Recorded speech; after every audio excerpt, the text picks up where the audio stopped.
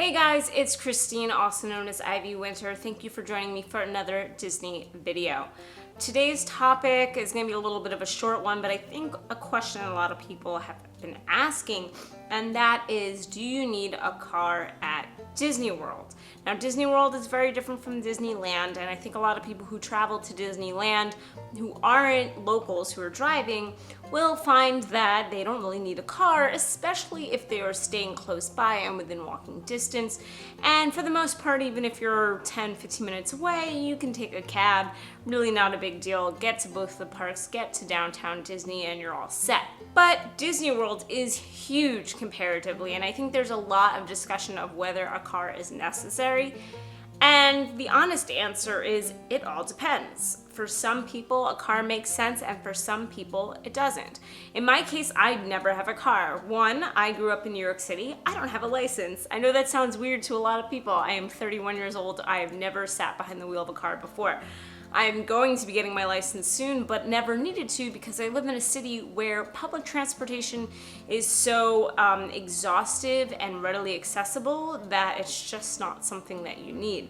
Could argue now that it might actually be something that you do need because our subway system sucks as of late, but I never needed to know how to learn, so I have never needed a car in Disney World, or couldn't actually use one, I think is the real way of saying it. But to that point, you can obviously go to Disney World without a car. I've done it time and time again. But there are definitely perks to having a car as well. So I think the first thing to think of in terms of having a car is, do you need to rent one? Are you flying into Florida and then need to actually rent a car?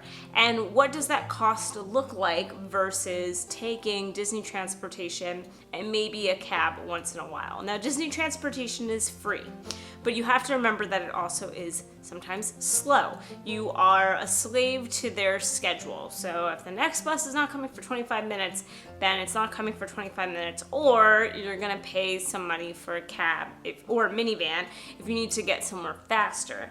So a car does give you that flexibility. Another benefit of having a car is not waiting for Magical Express or paying for a cab from the airport. You can just pick up your rental car and get going. And a car is a bit faster than the Magical Express because, one, you're probably gonna wait for your Magical Express. Then when you get on it, you're probably also gonna be waiting a bit, so I've found. And then if you luck out, you might be the first resort stop, but you might not be. So they do like to say that it could take anywhere from 45 minutes to an hour to actually get to your destination because, again, you are beholden to whatever the schedule of Magical Express is.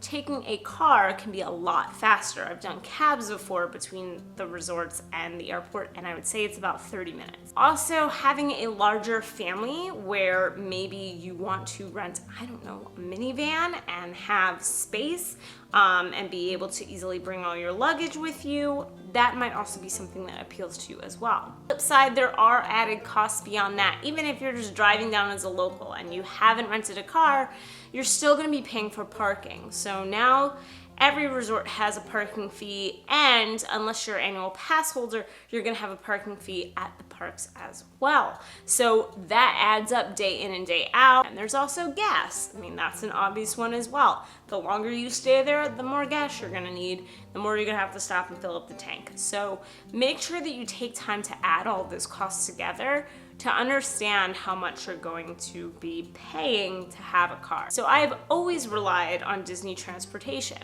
but I will say that, you know, I've also had the experience of not having as much flexibility and freedom, having to plan things with enough time to go from one place to another just in case there's an issue with buses or with the boat or what have you. But you don't really need a car to get around Disney World. It's not a necessity. Now, if your trip is a whole Orlando trip, you are gonna go to Universal, maybe you're gonna go to Legoland, maybe you're gonna go to SeaWorld, I think a car is actually a really great idea. I've gone to Universal with a cab before. It's not terrible, but if I knew I was gonna be making multiple stops around Orlando, definitely rent a car, because I think in the end you're going to spend less on that rental than trying to take a cab 30 minutes here, 20 minutes there, you know, back and forth and back and forth.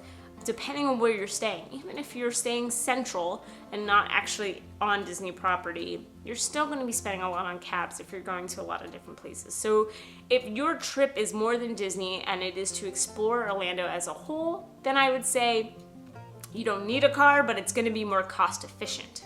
I think the choice of having a car is a lot to do with your style of vacationing. If you want to be in control and have flexibility of your schedule and not have to wait on someone or something else, then it's the way to go. If you like the comfort of being in a car as opposed to a public bus, then it is the way to go. But I think in the end, do you need a car in Disney World? The answer is no. It's all preference, and I think it really depends on the kind of vacationer you are and if you're okay with budgeting and taking free transportation and relying on that. I mean, I'm used to relying on the subway here in New York, and it's terrible. So if that gets me around here, I kind of have more patience, I think, for things like, you know, the buses and the monorail and all of that. That's kind of my quick answer on do you need a car or not. I think the answer is no, but it's definitely preference if you want to have one. I think in some situations it makes more sense.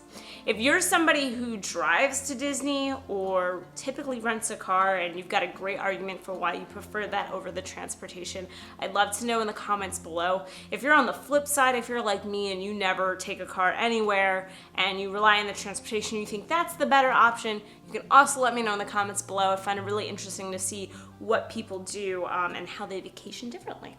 If you like this video, then like it. If you like me, you should subscribe because I make videos every single week. I have a Disneyland trip coming up in October. I'm happy to say that there is a January Disney World trip in the works as well. That's going to be a good long one. So if you want to stay tuned for vlogs and all of that, definitely subscribe. But in the interim, I'm always doing planning and answering questions and all of that good stuff. Thank you so much for watching and have a great rest of the day. Bye.